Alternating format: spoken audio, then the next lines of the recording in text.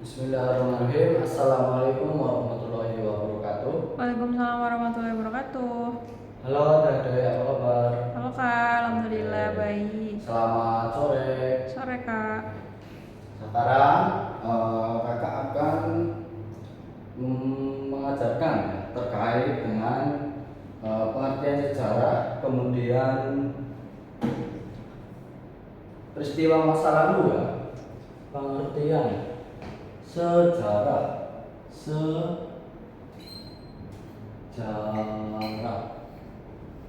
Nah,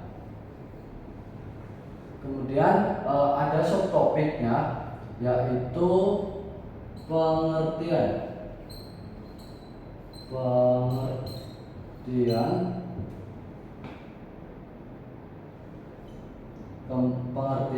kemudian cara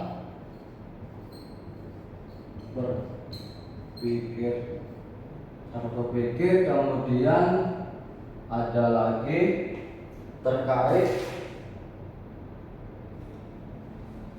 dengan kaitan, berkaitan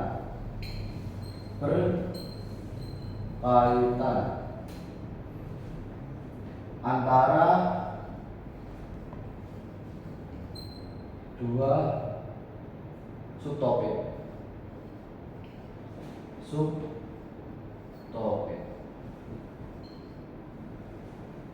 Oke, di sini kakak akan mengajarkan terlebih dahulu terkait dengan sejarah. Adik-adik tahu nggak apa itu sejarah? Sejarah masa lalu Kak, peristiwa yang sudah terjadi di masa lampau. Oke, kemudian apa itu dengan berpikir sejarah Kak? Tahu nggak? Tahu nggak adik-adik? Belum tahu Kak. Oke, dari pengertian saja kalian sudah bisa menyimpulkan bahwa sejarah itu terkait dengan masa lalu. Sejarah itu terkait dengan semua peristiwa-peristiwa yang terjadi di masa lampau, ya. Peristiwa sama titik dua,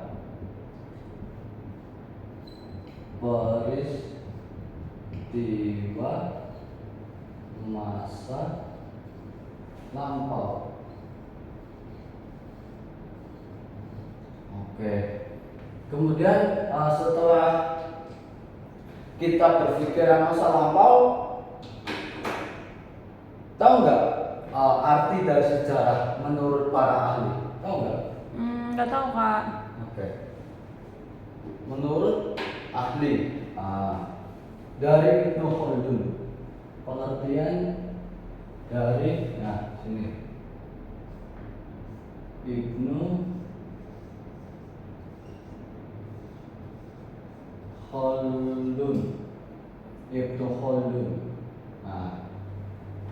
Ibnu Khaldun menjelaskan bahwa sejarah itu catatan tentang manusia dan peradabannya, termasuk semua peristiwa-peristiwa yang terjadi di dalamnya dan juga kenapa peristiwa itu bisa terjadi.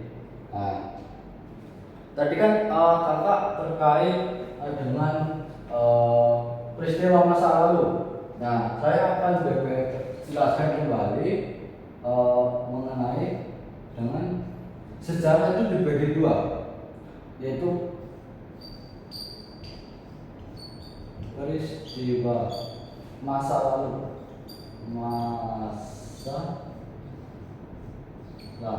Nah, itu dibagi menjadi dua. Ada yang pra sejarah,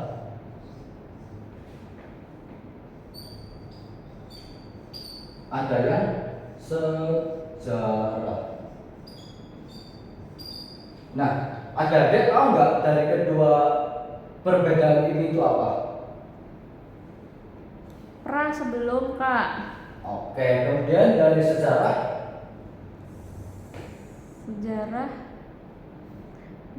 kalau pra kan sebelum masa lalu. Kalau sejarahnya masa lalunya. Ya sih. Nggak tahu Kak. Oke, kurang lebih begitu ya. Nah, dari prasejarah ini kita bisa menyimpulkan bahwa terkait dengan dinosaurus. Nah, dinosaurus.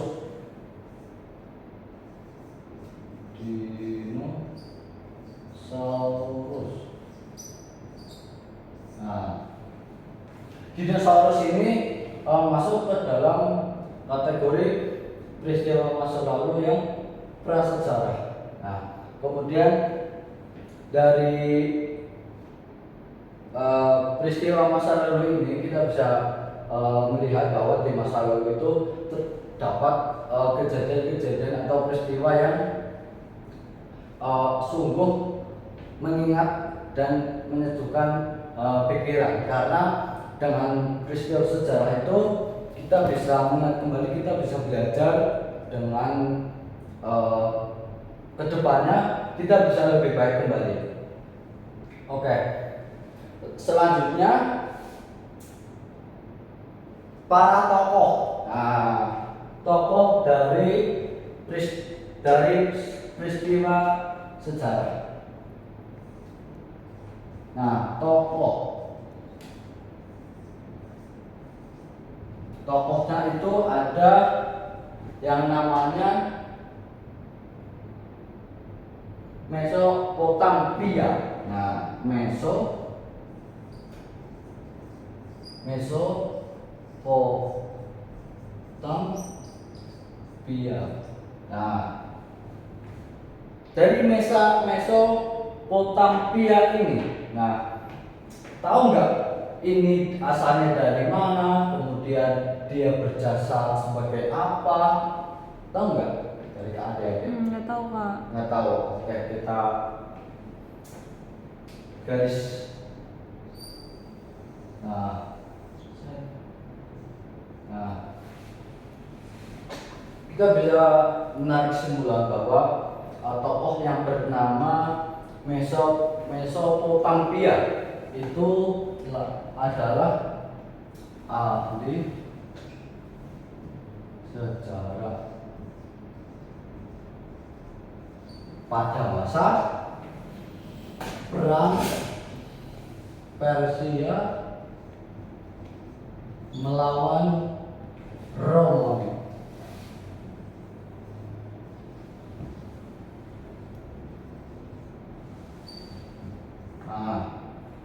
Pada tahun berapa Mesopotamia ini sebagai ahli sejarah, ada yang tahu? Pada tahun berapa?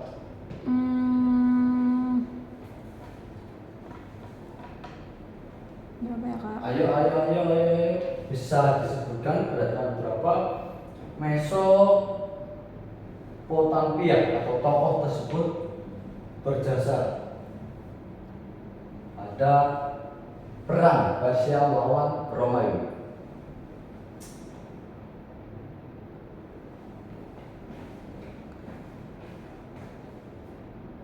Yaitu berapa? Ayo.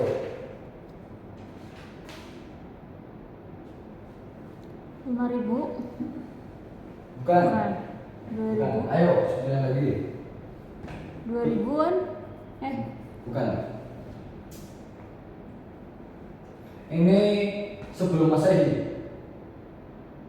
449 sebelum Masehi sampai 449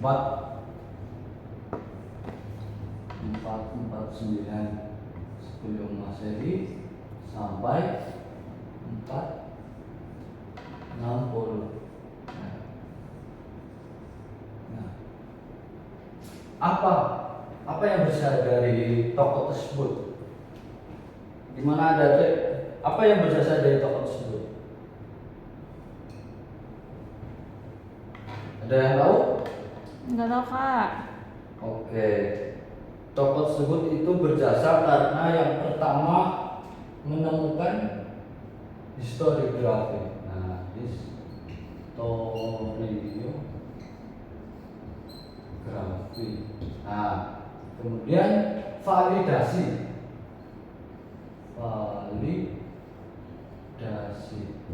Kemudian verifikasi. Nah, verifikasi. Nah, dari masing-masing penemuan tiga ini, tokoh tersebut berhasil membuat sebuah tulisan, sebuah karya yang dituliskan di sebuah batu. Nah, batu tersebut itu kan muncul tulisan. Nah, bahwa tulisan tersebut diyakini sebagai tulisan pertama pada masa perang Persia melawan Romawi, yaitu pada tahun 409 sebelum Masehi sampai 410 sebelum Masehi. Nah, pertanyaannya sekarang adalah di manakah batu itu dibentuk, apakah batu itu sekarang? Ada yang bentuknya menyerupai binatang, menyerupai tumbuh-tumbuhan, atau hanya terus yang lain. Anda bisa menyebutkan menyerupai apa? Menyerupai sebuah tablet tanah. Apa tablet? Tablet tanah. Tablet tanah itu apa? Tablet tanah itu kakak tahu ini tablet yang zaman sekarang. Nah, itu kan bentuknya device-nya software. Nah, pada zaman ini itu bentuknya terbuat dari tanah liat. Nah, tanah liat, dan kemudian alat tulisnya itu bambu yang tumpul. Nah, itu kan ketika digesekkan antara bambu dengan batu, menyebabkan batu itu tergoreskan, kemudian muncul tulisan. Nah, semenjak saat itu tokoh tersebut diabadikan sebagai the god of history, the father of history, bapak sejarah. Nah, the father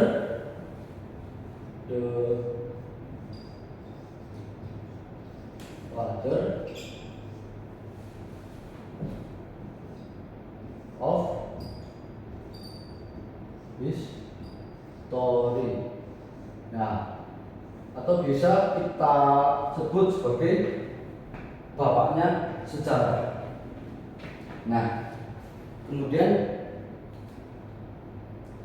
cara berpikir. Oke, kita sebagai manusia mempunyai otak, kemudian dari otaknya itu kanan dan kiri, mempunyai kreativitas, mempunyai inovasi ataupun gebrakan-gebrakan yang sangat luar biasa.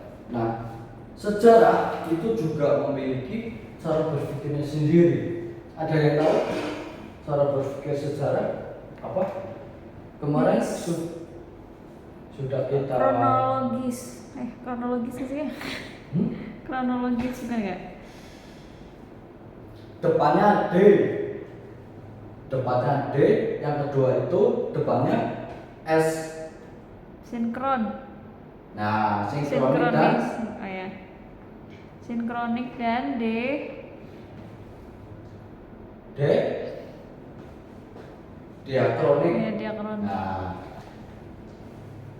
dari cara berpikir, oke, dibagi menjadi dua, diakronik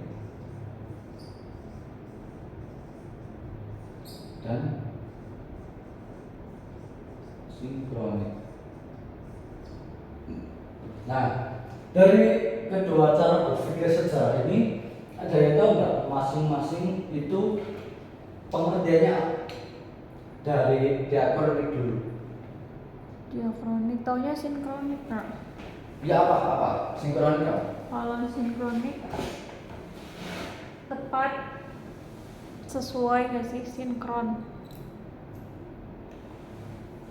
Berpikir sinkron. Kalau sinkronik itu dapat digunakan untuk mengetahui apa saja yang terjadi pada peristiwa sejarah. Nah, berarti itu sisi menggunakan ini sinkronik.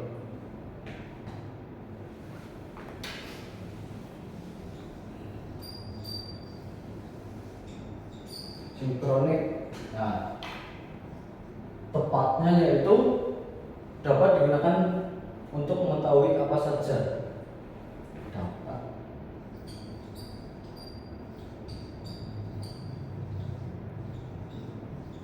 digunakan untuk mengetahui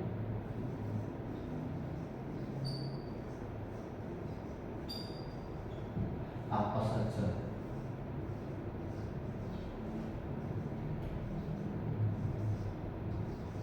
Yang terjadi.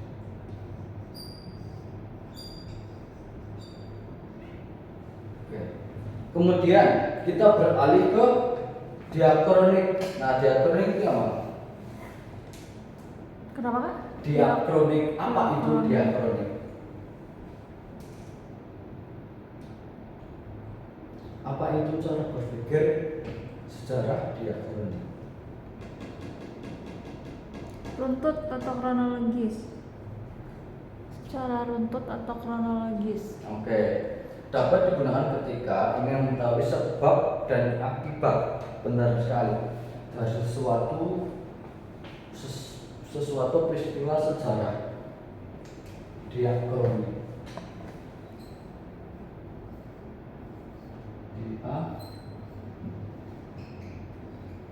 Diakronik.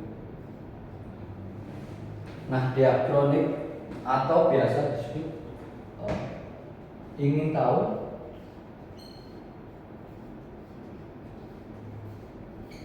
kronologis. Nah, sebab akibat. Sebab akibat. Nah, dari kedua pengertian cara berpikir sejarah diakronik dan sinkronik itu sejarah itu juga mempunyai sifat. Nah, seperti manusia, ada manusia yang manis, manusia yang soft, manusia yang cantik, apapun bentuknya. Nah, sifat-sifat ini itu dibagi menjadi 3, yaitu unik, penting, dan abadi. Nah, saya ingin tahu nih, sudah ditulis? Udah Kak. Oke, saya hapus ya. Ya Kak. Oke.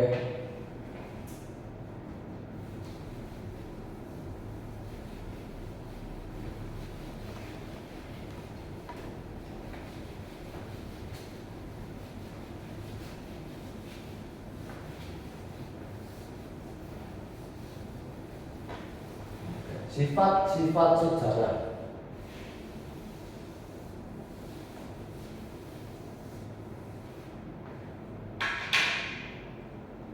Sifat sejarah sini aja.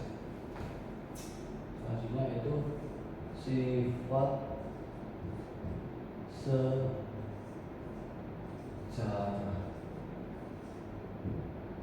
Nah, sifat sejarah itu dibagi menjadi 3. Yang pertama itu unik. Unik. Yang kedua itu penting.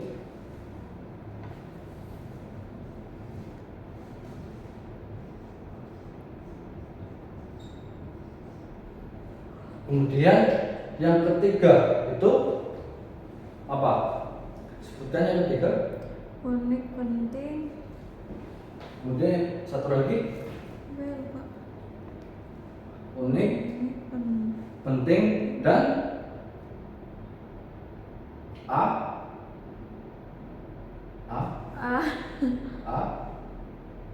Abadi. Nah, betul. Unik, penting, dan abadi.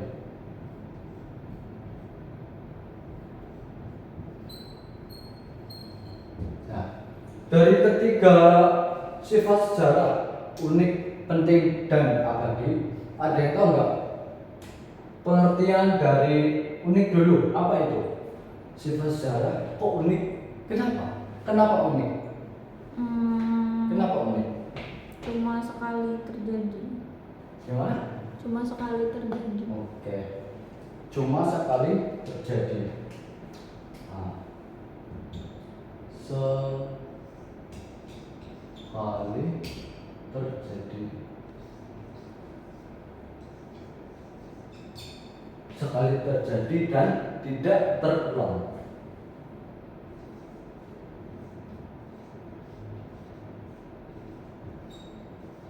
Nah, tidak ya.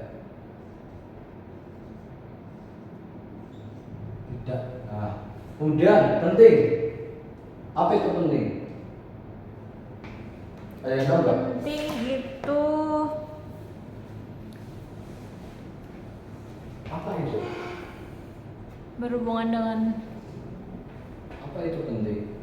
Kenapa kok sifat sejarah itu ada kata-kata penting? berkaitan dengan banyak orang. Bukan banyak orang sih, apa sih Kak? Menyangkut banyak hajat banyak orang. Menyangkut hajat kepentingan hidup orang banyak orang. banyak. Nah, menyangkut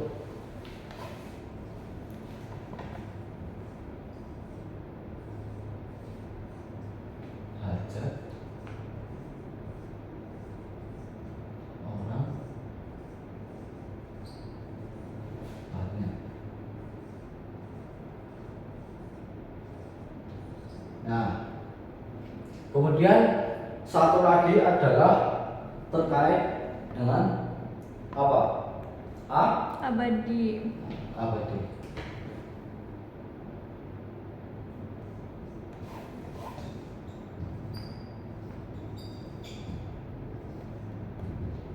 Abadi, apa itu abadi? Kenapa kok sifat sejarah ada kata-kata abadi? Akan selalu dikenang. Akan selalu diingat atau dikenang. Nah, betul, itu dikenang sepanjang masa. Dikenang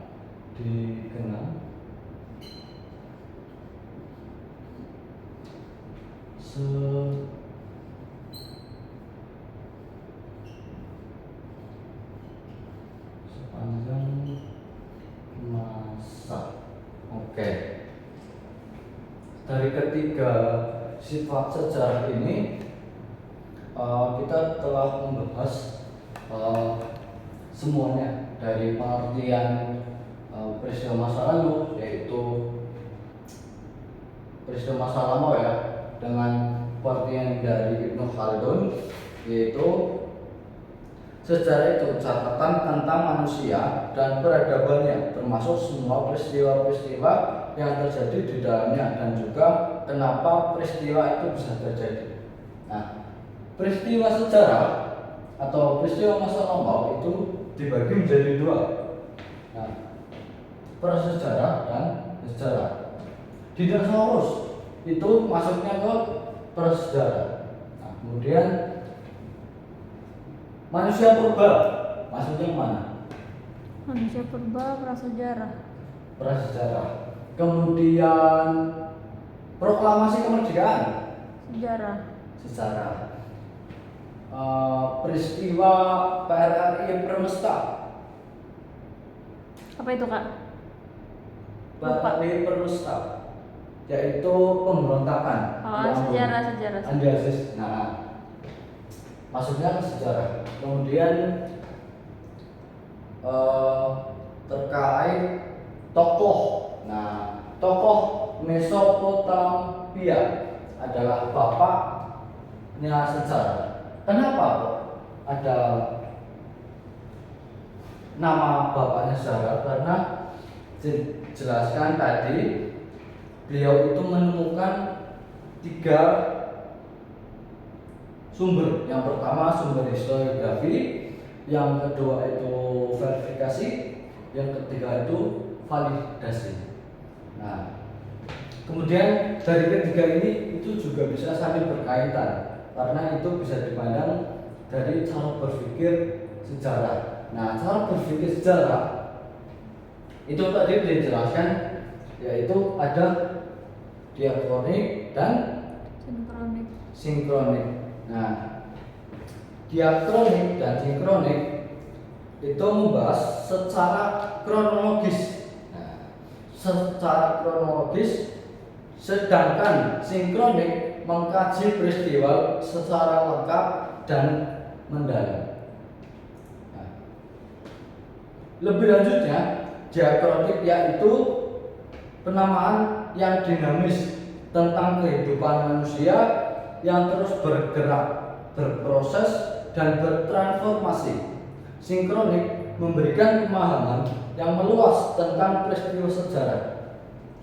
Nah, kemudian cara berpikir diakronik dapat digunakan ketika ingin mengetahui sebab dan akibat dari peristiwa sejarah. Nah, sekarang lanjut ke cara berpikir sejarah secara diakronik. Pasti unik banget. Nah, dapat digunakan mengetahui sebab dan akibat dari suatu peristiwa sejarah. Kenapa peristiwa sejarah proklamasi kemerdekaan itu bisa terjadi? Karena Kenapa proklamasi kemerdekaan itu bisa terjadi? Oke, kalau nggak bisa menjawab, kenapa Belanda datang ke Indonesia? Apa yang dia bawa? menjajah. Apakah tadi pertanyaannya? Kenapa Belanda datang ke Indonesia? Ada yang bisa menjelaskan? Kenapa dan kenapa? Dan apa yang dia bawa ketika datang ke Indonesia? Saya kasih clue. Nah, saya kasih clue yaitu 3G. 3. Nah, 3G apa itu? Apa itu? Bisa 3G. Agama. Good. Gimana? Agama nggak sih? Agama. Terus Kurang tepat. Kurang tepat apa? Bahasa Inggrisnya emas. gold. Nah, gold. Gold.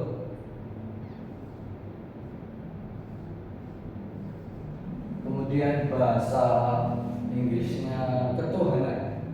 Good. Apa? Good. God. Tulisannya GOD. GOD. Oke. Beda ya, gold, Good. gold dengan God. God. Bukan good ya, good itu bagus. Kemudian terakhir, bahasa Inggrisnya apa?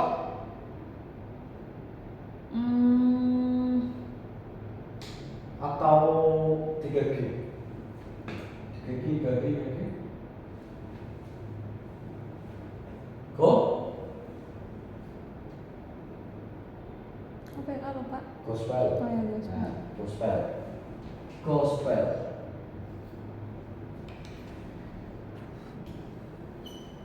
Nah, kenapa Belanda membawa 3 ini? Karena pada masanya kerajaan Majapahit itu menguasai sepertiga dunia, dan kemudian emas yang dibawa oleh kerajaan Majapahit itu sangat berlimpah dan sangat banyak, dan itulah mengapa Belanda itu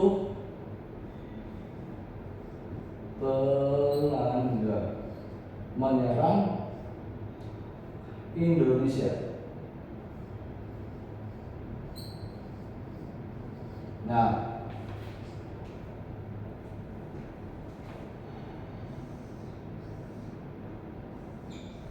Belanda melawan Indonesia pada zaman itu, bukan zaman sekarang. Pada zaman sekarang itu sudah damai dan tidak ada pemberontakan kembali. Nah, kemudian selanjutnya cara berpikir sejarah. Nah, inilah mengapa cara berpikir diakronik itu diperlukan untuk mengetahui sebab dan akibat.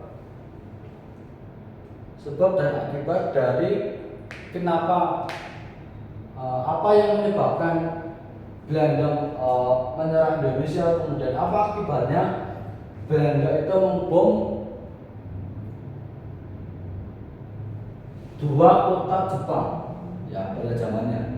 Nah, kemudian apa yang terjadi, apa yang menyebabkan agresi militer pertama terjadi, apa yang menyebabkan agresi militer kedua bisa terjadi, pasti nggak jauh-jauh terkait dengan ini tiga ini. Nah, God, dan Gospel. Mereka sangat percaya akan Tuhan. Mereka percaya akan namanya Mesias, Tuhan Yesus Kristus. Kemudian ketika mereka menyebarkan, mereka mengirimkan delegasi misionaris yang ada di Belanda dan membawa ke sini, itu menyebarkan seperti para kiai atau para gus yang ada di Indonesia saat ini. Mereka membangun gereja kecil, merangkul rakyat kecil, memberikan bantuan, kemudian mereka berlaku atau bertingkah layaknya orang Asia pada umumnya, orang Indonesia terusnya Jawa, lemah lembut, tidak ada ketika di depan orang itu baik, ketika di belakang itu menusuk. Nah, itu salah satu ciri dari misionaris yang ada di Belanda untuk datang ke Indonesia. Kemudian yang selanjutnya sinkronik. Nah, sinkronik dapat digunakan untuk mengetahui apa saja yang terjadi pada peristiwa sejarah. Nah, kita contohkan ke proklamasi. Proklamasi.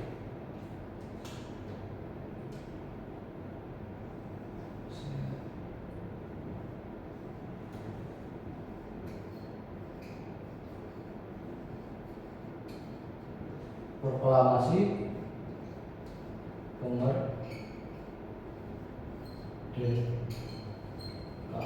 RI tahun 45. Nah, dari peristiwa proklamasi tersebut kita menggunakan cara berpikir sinkronik, yaitu apa saja yang terjadi di dalamnya. Yang pertama, ada yang bisa disebutkan? Apakah? Apa peristiwa di dalam proklamasi kemerdekaan Republik Indonesia tahun 1945?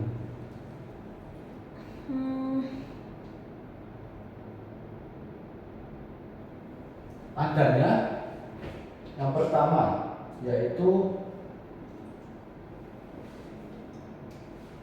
Soekarno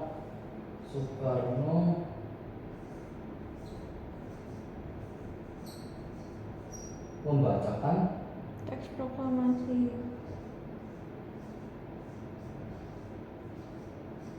proklamasi.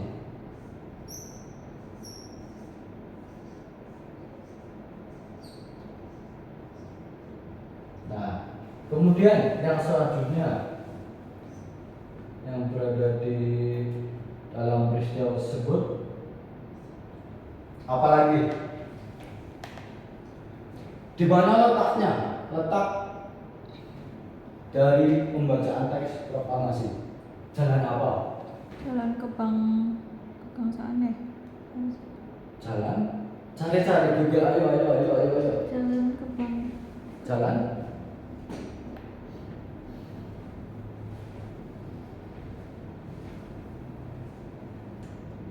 Jalan Pegangsaan. Nomor 56, Pegangsaan. Pegang ya? Pegangsaan Timur.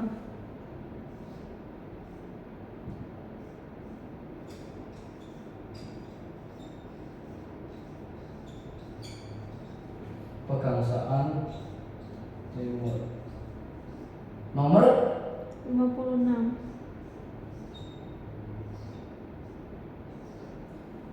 Nah, Jalan Pegang Sakti nomor 56. Kan itu kan nggak mungkin sebuah gedung biasa. Kan ini nggak mungkin sebuah toko, nggak mungkin sebuah warung. Nah, Jalan Pegang Sakti Timur ini apa? Apakah rumah? Apakah gedung KPK ataukah gedung apa? Di tempatnya Soekarno nggak sih kak? Di rumahnya Soekarno. Kurang tepat. Apa ayo? Bisa nanti kakak kasih 50.000 kalau bisa menjawab dengan benar. Yaitu di rumahnya orang, saya kasih clue, orang Jepang yang membela mati-matian kemerdekaan Indonesia yang berpangkat Laksamana dari TNI AL, Tentara Angkatan Laut Jepang.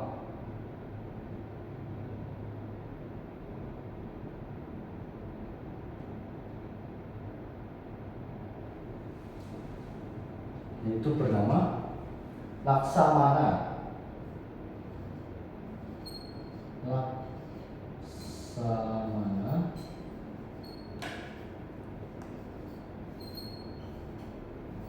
Maeda. Nah, dari rumah Laksamana Maeda ini bisa kita ambil kesimpulan bahwa proklamasi kemerdekaan Republik Indonesia tahun 1945 itu adalah, coba tebak, proklamasi ini hadiah atau bukan dari Jepang? Bukan. Bukan. Kenapa? Atas kemauan dari bangsa Indonesia sendiri. Apa yang menyebabkan kemauan? Ingin. Ada peristiwa apa sebelum ini kan tanggal 17 bulan 8 tahun 45. Nah, sebelum itu ada apa coba? Ada peristiwa apa? Bom Bom.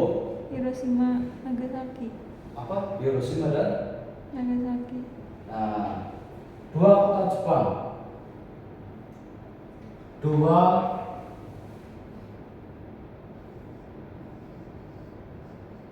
Jepang dibom. Nah, kemudian apa lagi? Ada lagi enggak sebelum peristiwa proklamasi selain dua kota Jepang dibom, Hiroshima dan Nagasaki? Setelah peristiwa bom dua kota ini apa? Peristiwa apa? Ada yang bisa menjelaskan?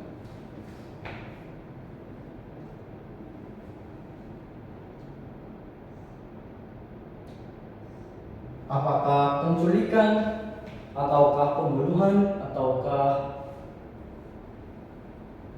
tepat sehari sebelum proklamasi tanggal 16 Agustus 1945?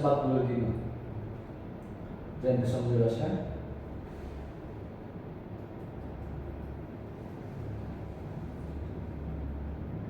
Yang pertama, udah ada nemu? Enggak kak. Yang nemu? Oke, yang pertama yaitu perdebatan.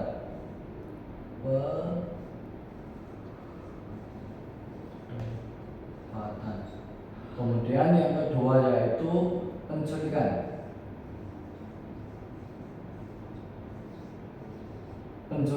Nah, ini yang menyebabkan dua perdebatan antara golongan muda dan golongan tua.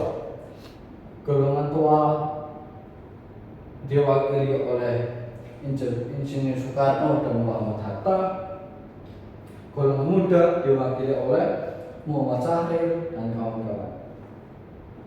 Muhammad Syahrir ketika mendengar dua kota Hiroshima dan Nagasaki itu dibom, langsung kami merespon golongan muda untuk menyegerakan proklamasi kemerdekaan agar nantinya ketika dihadiahkan kita dihadiahkan proklamasi, berarti kita berutang budi kepada Jepang, kita berutang budi kepada Nippon. Nah, mereka tidak mau, golongan muda tidak mau, hingga terjadilah perdebatan yang sengit. Ada yang bilang 18 Agustus, 19 Agustus ataupun 20 Agustus 1945, dan akhirnya diculik Insinyur Soekarno dan Muhammad Hatta agar mau menandatangani dan memproklamasikan kemerdekaan Republik Indonesia pada tahun 1945 di Rengas Dengklok, Bekasi. Nah, yang sekarang menjadi sebuah monumen, yang sekarang menjadi sebuah desa wisata yang ada di Rengas Dengklok. Oke. Udah 40 menit. Apa lebih? 41. 41. Gak apa-apa kalau mau udah ditutup. Oke. Demikian yang dapat. Sebelum saya tutup, saya kasih kesimpulan bahwa berpikir sejarah. Nah, berpikir sejarah itu bagus untuk mengingat masa lalu agar di kemudian hari itu tidak terjadi. Nah, kita ulik sekali lagi pengertian peristiwa masa lampau itu ada pengertian dari Khaldun yang dimana peristiwa itu catatan tentang manusia dan peradabannya, termasuk semua peristiwa yang terjadi di dalamnya, dan juga kenapa peristiwa itu bisa terjadi. Peristiwa masa lalu itu dibagi menjadi dua, yaitu prasejarah dan sejarah. Dinosaurus itu masuknya ke dalam prasejarah. Kemerdekaan Republik Indonesia masuknya ke dalam sejarah. Kemudian catatan masa lalu. Nah, tokoh yang bernama Mesopotamia pada saat perang Persia melawan Romawi. Kenapa disebut Bapak Father of History? Karena menciptakan atau menemukan tiga hal. Yang pertama historiografi, yang kedua itu verifikasi, yang terakhir itu validasi. Nah, kemudian sifat sejarah. Nah, sifat sejarah itu ada tiga. Yang pertama unik, penting, dan abadi. Unik, sekali terjadi dan tidak terulang. Ketika dipakai dalam proklamasi itu masuk unik, sekali terjadi dan tidak terulang. Penting, menyangkut hajat orang banyak. Proklamasi kemerdekaan itu menyatukan persepsi, menyatukan pikiran dari Sabang sampai Merauke. Kemudian abadi, dikenal sepanjang masa. Proklamasi kemerdekaan itu diulang-ulang terus setiap tanggal 17 Agustus setiap tahunnya. Dari awal 1945 sampai saat ini 2024.